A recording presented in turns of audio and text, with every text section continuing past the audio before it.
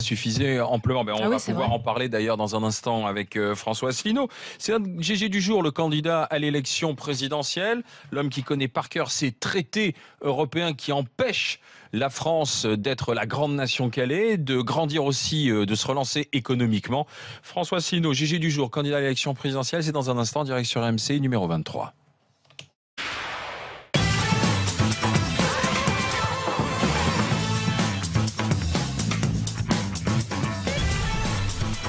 Les GG, les grandes gueules en direct sur RMC avec aujourd'hui dans les GG, Sylvain Drancer, instituteur à Monterolier en Normandie. Nous sommes avec Caroline Pilas, militante associative dans le domaine de la déficience visuelle, et Johnny Blanc qui est fromager à Chandonnier dans les Deux-Sèvres. Dans une demi-heure, à midi moins 5, vous avez le match des GG.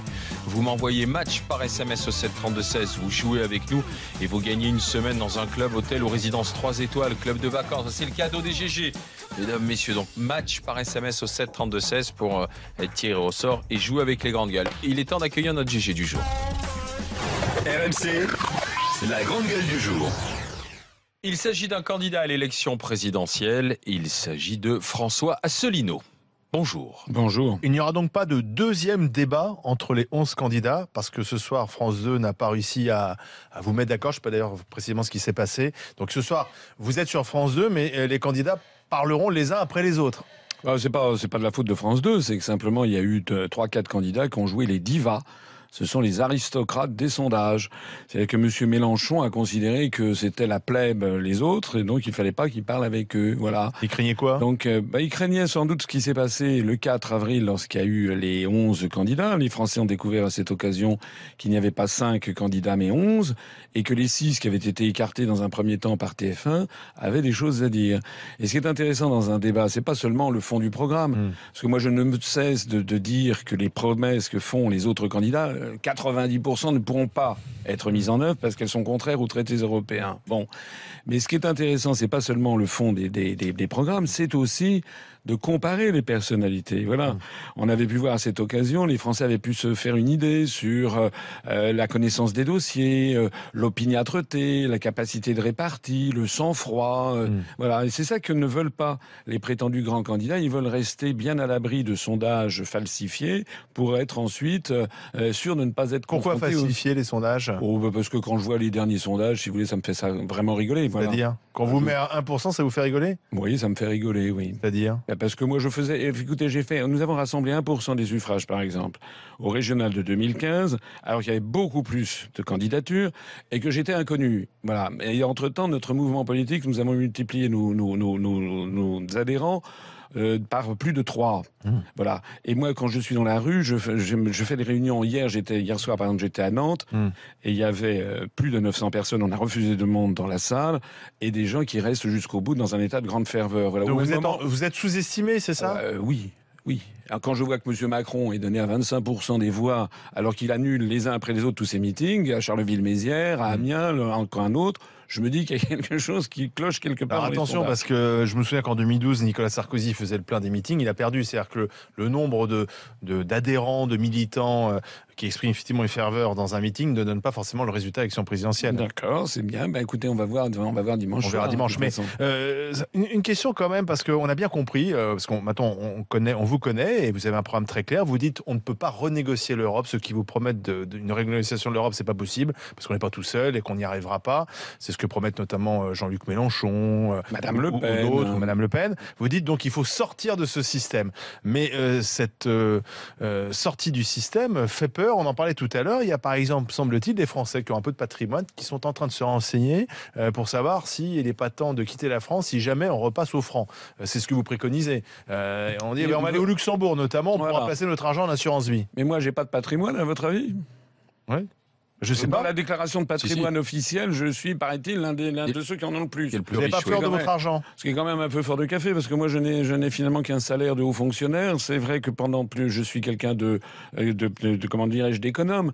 Mais quand je vois que quelqu'un comme M. Macron, par exemple, qui paraît-il gagnait 3 millions d'euros par an, il a 3 fois rien. Alors de deux choses l'une, soit il a menti, ou quel cas c'est passible de la loi, soit il gère ses affaires comme un panier percé. Ça donne à penser ce que ce serait s'il était à la tête de la France.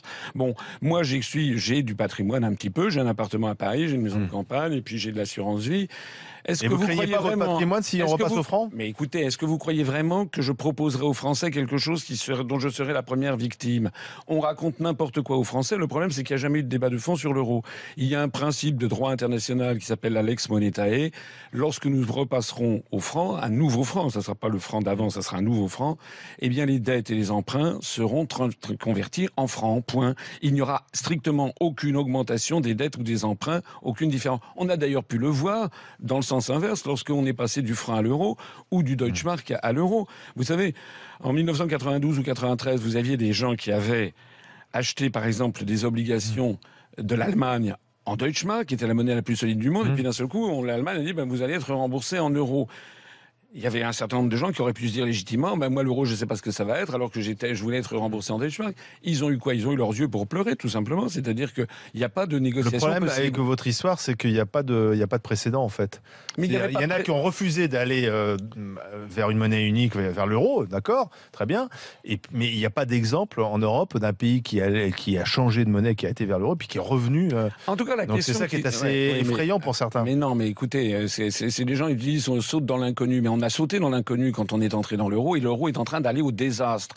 Parce que personne jamais ne prend en considération ce que je ne cesse de dire, l'euro n'est pas viable, l'euro va exploser. Alors c'est vrai que c'est un peu technique, j'ai présenté d'ailleurs chez un de vos confrères les cours actuellement de l'évolution de solde de la balance des paiements courants à l'intérieur de la zone euro, ça n'est pas viable. Voilà.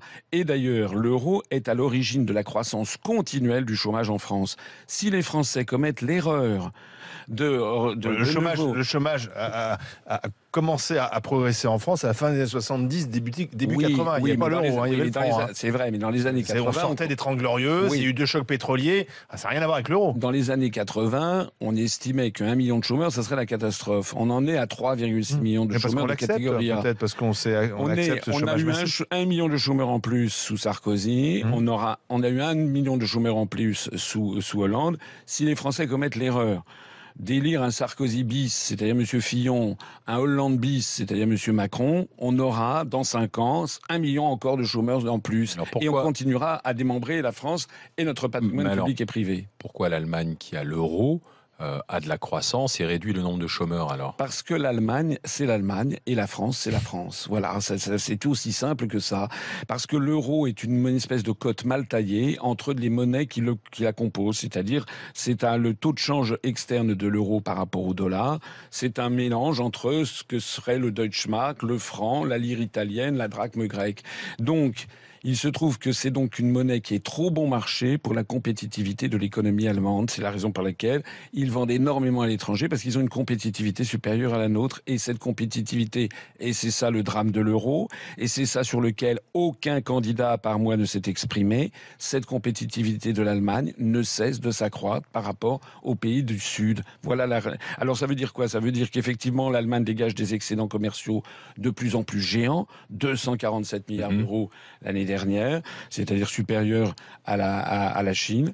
Et puis de l'autre côté, vous avez les pays du sud de l'Europe, et plus on va vers le sud et moins c'est bon, et qui dégagent des déficits commerciaux géants et surtout du chômage de plus en plus important. Que disent les autres? Vous savez ce qu'ils disent? Ils disent qu'il faut appliquer le rapport des grandes orientations de politique économique de la Commission européenne, que j'ai déjà présenté de nombreuses fois, qui d'ailleurs n'est jamais repris, ce rapport n'est jamais repris par la presse, et qui nous dit qu'il faut, au cours des semestres qui viennent, on a déjà le programme de ce qui va se passer.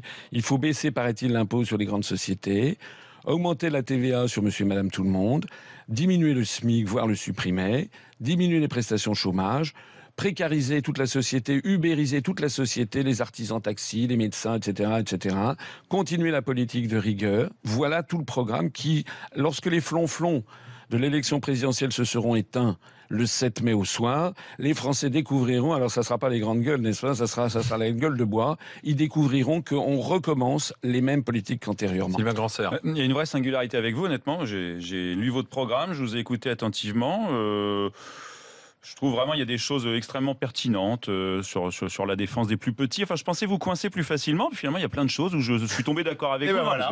Parce que voilà, faut voir ce qu'on entend dire de vous. Enfin, on ne sait pas comment vous avez eu vos 500 signatures. Vous êtes passé de 17 signatures en 2012 à 500 signatures d'un seul coup. Et Macron, il est passé de 0 à plus de 2000. Justement, il a fait comment, lui? Non, conspirationniste et tout. Moi, la question que je voulais poser, la première que je voulais vous poser, vous sentez-vous comme un repenti? Parce que dans votre description, vous mettez en avant votre remarquable expérience des négociations internationales, votre excellente connaissance des dossiers, la profondeur de vos analyses et vos capacités hors normes, c'est vous qui le dites, de vous-même, ce qui n'est pas très modeste, mais j'ai l'impression du coup d'être avec un repenti. Quand on a votre stature, quand on a votre culture qui a été unanimement reconnue, d'habitude on est pro-européen, on est internationaliste entre guillemets.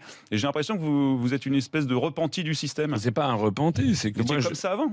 Vous pensiez quand vous étiez dans les grandes rencontres avec Nelson Mandela, le pape, tout ça?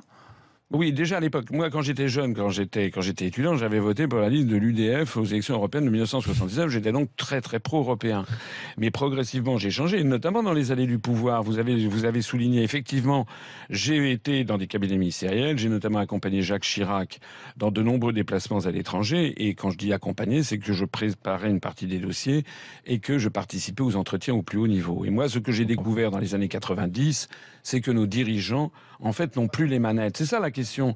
Les dirigeants français n'ont plus les manettes. Et moi, ce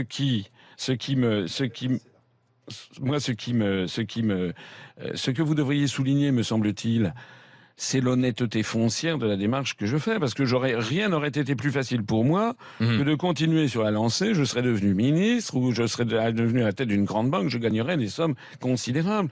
Donc si je fais ce que je fais, c'est parce que j'ai vu et avec toute l'expérience professionnelle que j'ai, et parmi les 11 candidats, je pense que je suis en effet l'un de ceux qui a la plus grande expérience professionnelle, aussi bien en termes diplomatiques qu'en termes financiers, économiques et commerciaux. Avec toute cette expérience, je me permets de dire aux Français, faites-moi confiance, je suis là pour protéger la France de ce qui est en train d'arriver. Monsieur Asselineau, moi je trouve que ce qui manque dans votre parcours, c'est un parcours de fonctionnaire. Vous avez été proche du pouvoir, vous avez travaillé avec le pouvoir en place, vous êtes un intellectuel, vous théorisez, mais excusez-moi, vous n'avez pas l'expérience du privé, vous n'avez pas l'expérience du chef d'entreprise, vous n'avez pas l'expérience de quelqu'un qui a monté une boîte, qui a entrepris. Alors, excusez-moi, et donc finalement, vous êtes un peu comme beaucoup de responsables politiques, assez protégés par un statut qui vous permet aussi d'être là aujourd'hui, mais c'est peut-être ça aussi la faiblesse de votre parcours. Est-ce que vous faites partie du système? Alors d'abord, écoutez, moi ce qui me fait rigoler, c'est que je n'ai jamais parlé de système d'ailleurs. Au passage, c'est du conspirationnisme. Tous ces gens, c'est quoi le système? Pourquoi ils sont tous là à dire je suis pas dans le système? C'est quoi pour eux le système? Ce sont tous des conspirationnistes. Moi, je ne parle pas du système. Moi, j'ai travaillé dans une entreprise privée. J'ai travaillé pendant 2 ans au Crédit National, qui était une banque dans les années 80, en mobilité. Ensuite, vous dites que je n'ai rien créé. J'ai quand même créé un parti politique, tout seul. Partant de zéro, sans aucun soutien financier, médiatique. Moi, j'ai pas des fusées au derrière comme d'autres, n'est-ce pas, qui sont d'un seul coup propulsés dans les médias. Au bout de 10 ans, l'Union populaire républicaine que j'ai créée, nous avons dépassé les 25 000 adhérents. Et tous vos confrères qui sont venus à mes meetings à Paris ou en province, par exemple, les 6 500 personnes qui sont venues à Paris pour les 10 ans, ont été sidérés de voir le nombre, l'enthousiasme des gens. Parce que sur Internet, eh bien, nous triomphons sur Internet. Pas seulement sur Internet, d'ailleurs. Ici, dans cette maison même, j'ai été reçu par Bourdin là, dans l'entretien d'embauche. Vous avez vu les résultats. Oui, bien marché. Je suis celui qui a fait le meilleur résultat pour l'entretien d'embauche sur les 10 candidats que, pour l'instant, Jean-Jacques Bourdin a reçus. Voilà. Pourtant, M. Bourdin, pendant 9 ans, quasiment, a refusé de me recevoir. Donc ça veut dire quoi? Ça veut dire que j'ai réussi tout seul, puis ensuite, avec tous les gens qui m'ont rallié, à créer un mouvement politique qui a 0 € d'endettement. Alors que la plupart des partis politiques sont complètement en faillite. Et les Républicains sont en faillite. Je trouve extraordinaire que M. Fillon, par exemple, ou M. Hamon nous donne, ou les gens de l'UDI, nous donnent des leçons sur comment ils vont gérer la France, alors qu'ils ne sont pas capables d'avoir un parti politique qui soit Pourtant, c'est de l'argent public. Et en plus, ils reçoivent de l'argent public. François Asselineau, vous restez avec nous. Question de Caroline, de Johnny et de Sylvain dans un instant. C'est vous notre grande gueule du jour, François Asselineau, candidat à l'élection présidentielle.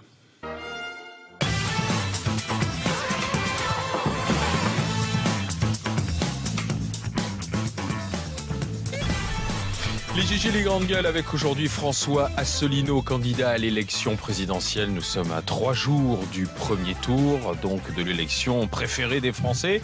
Vous êtes avec nous en GG du jour avec Sylvain Grandserre, avec Johnny Blanc et Caroline Pilat. Question, Caroline. Oui, vous avez un programme intéressant, monsieur Asselineau. Je suis très étonnée, moi, que vous ayez un staff aussi jeune et des électeurs aussi jeunes, sachant que vous n'êtes pas pro-européen. Donc comment est-ce que vous expliquez cette manne ? Mais parce que je pense que c'est une erreur de croire que la construction européenne attirerait les jeunes. C'est pas vrai du tout. D'ailleurs, on l'avait vu dans les sondages post-électoraux. Par exemple, lors du référendum du 29 mai 2005 sur la Constitution européenne. D'ailleurs, ma candidature, je la présente comme la revanche de tous ceux qui ont voté non à cette Constitution et dont le vote a été piétiné. Dans les sondages post-électoraux, on avait pu noter que c'était seulement les personnes de plus de 60 ans qui avaient voté majoritairement oui à la Constitution européenne en 2005 et les personnes de plus de 70 ans avaient voté encore davantage. En revanche, les jeunes, et tout particulièrement les tranches d'âge où nous sommes les plus forts d'ailleurs, c'est-à-dire les 25-40 ans, m'avaient voté très majoritairement non. Ce qu'il faut bien comprendre, et c'est ce que je crois j'apporte au débat à l'élection présidentielle, c'est que l'idée même de construction européenne est en fait une idée anachronique qui remonte les États-Unis d'Europe de Victor Hugo de 1849. En fait, c'est une vision coloniale du monde où le monde blanc dirigerait le reste du monde. Et moi, je dis, et c'est ce qui attire beaucoup beaucoup de jeunes, c'est que je dis au 3e millénaire, on peut plus faire de différence entre les pays serviettes et les pays torchons, si j'ose dire, les peuples serviettes et les peuples torchons. On est en contact avec le monde entier. Les gens qui me disent Erasmus, je dis mais moi Erasmus, je veux un Erasmus planétaire, je veux que les étudiants puissent aller étudier en Chine. C'est d'ailleurs déjà le cas. C'est en train de s'imposer. Pareil pour les entreprises. Les grandes entreprises françaises, elles ne se limitent pas au périmètre de l'Union européenne. C'est une erreur. Par exemple, Peugeot a une co-entreprise en Chine avec Dongfeng pour mieux se battre contre l'allemand Volkswagen qui a son propre partenaire chinois. Donc le monde d'aujourd'hui ne correspond plus du tout à cette vieille lune qui est la construction européenne, qui nous enferme dans un périmètre artificiel. Donc vous êtes plutôt mondialisation que construction européenne. Je suis pour ce qu'est la France, c'est-à-dire un pays tourné vers l'universel.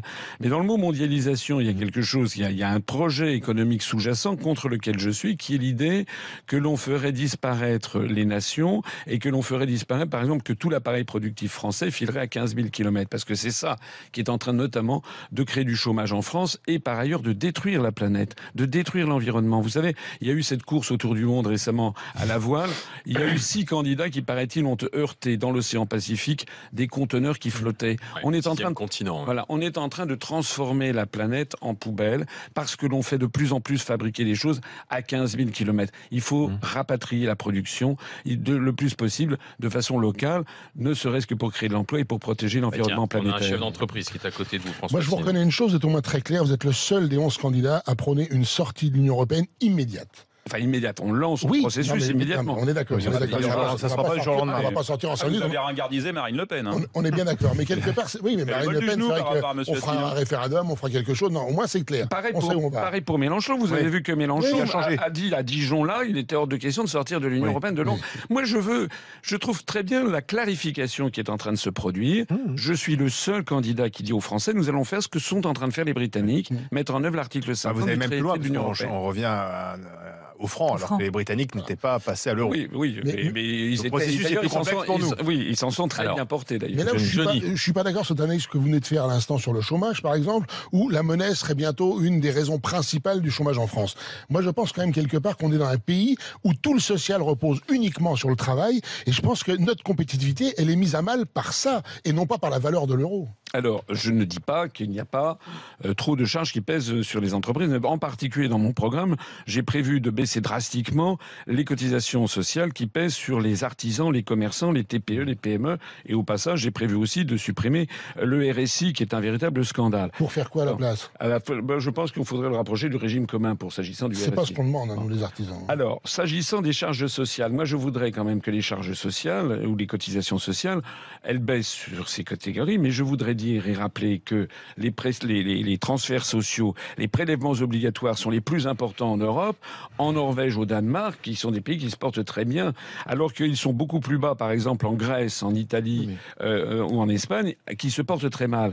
Donc je suis d'accord sur le fait qu'il faut favoriser la création d'emplois en France et qui passe notamment par l'artisanat et le commerce. Mais une fois qu'on a dit ça, on n'a quand même pas réglé le problème. Le problème, c'est le problème de la monnaie qui est surévaluée pour la compétitivité de l'économie française et a fortiori des économies du Sud. Et puis c'est un autre problème aussi. Ce sont tous ces articles des traités que je ne citerai pas parce que sinon on va me brocarder en disant que je connais trop bien mes dossiers. Mais tous ces articles des traités qui imposent en fait la libre circulation des mouvements de capitaux, donc les délocalisations industrielles. Regardez ce qui se passe avec Whirlpool. Vous voyez que les gens sont contents, qui part en Pologne.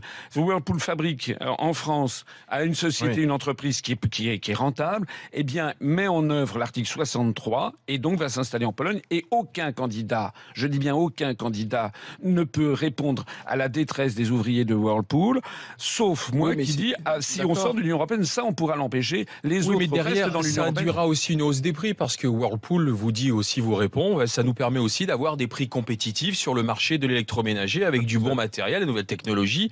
Vous avez raison, vous avez en partie raison. Le modèle économique qui nous est imposé par la mondialisation consiste en effet à proposer, en fait, à rendre chaque Français schizophrène. C'est-à-dire qu'en tant que consommateur, il bénéficie de produits qui sont meilleurs marché, mais en tant que salarié, il n'a plus d'emploi. On est en train d'avoir des sociétés, ça ne concerne pas seulement la France, c'est l'ensemble des pays de l'OCDE, ça concerne aussi les États-Unis, où on voit monter d'une part le désir, c'est-à-dire le désir d'avoir de plus en plus de biens matériels, de plus en plus d'ailleurs modernisés. Vous ne le dites pas aux électeurs, ça qu'il faudra à ce moment-là qu'ils acceptent de payer éventuellement plus cher. Attendez. Et au même moment, on voit monter le chômage. Qu'est-ce que donne une société où il y a de plus en plus d'objets désirables et où il y a de plus en plus de gens qui sont au chômage et qui sont pauvres? Ça donne une société qui vire, je suis désolé de le dire, mais qui vire à des problèmes considérables. Par exemple, l'augmentation du désespoir, l'augmentation de la consommation d'anxiolytiques, l'augmentation de l'alcoolisme, l'augmentation de la consommation de drogue et puis l'augmentation de la criminalité. D'où vient l'augmentation de la criminalité dans l'ensemble du monde occidental, si ce n'est justement qu'il y a cette augmentation concomitante de la pauvreté et du chômage dans un cas, et d'objets de plus en plus désirables ou présentés comme tels, dans une société où on dit que si on n'a pas une Rolex à 50 ans, on a perdu sa vie. Ou un iPhone, parce que vous avez un souci avec les Américains. Moi, j'aimerais savoir si vous les détestez vraiment, parce que vous avez la réputation d'être anti-américaniste. Mais non, nous avons 75 de nos adhérents qui sont des expatriés aux États-Unis. Je vous rappelle qu'aux États-Unis même, vous avez des quantités de gens qui sont plus critiques que je ne le suis contre leur propre gouvernement. Moi, j'ai des amis aux États-Unis, je déteste pas. Mais c'est Trump qui est passé. Je ne déteste pas les Ni Américains. la consommation américaine. Comment ? On écoute de la musique, on mange McDo. Oui, mais moi je préférerais, si vous voulez, moi, ce que j'aimerais, c'est que par exemple les grands médias français véhiculent aussi et diffusent aussi d'autres sources d'information et d'autres loisirs que seulement les questions américaines. on a le C'est pour ça que vous les renationalisez, mais par exemple, je trouve que actuellement, puisqu'on est dans un monde universel, il est quand même incroyable que l'on n'ait jamais à la télévision française, je dis aux heures de grande écoute, qu'on ne me parle pas de Arte le 29 février à 3h du matin. Je parle vraiment aux heures de grande écoute, qu'on n'ait jamais une fois par an, par exemple, un film russe, un film japonais, un film indien, et voilà, que ça soit pour ouvrir l'esprit des gens. Moi, mon objet, c'est l'ouverture des esprits. Merci François Asselineau de passer par les grandes gueules. Dans un instant, le match, et puis à midi tout à l'heure, un autre candidat à l'élection présidentielle, c'est Jean Lassalle qui sera assis à votre place. Restez avec nous.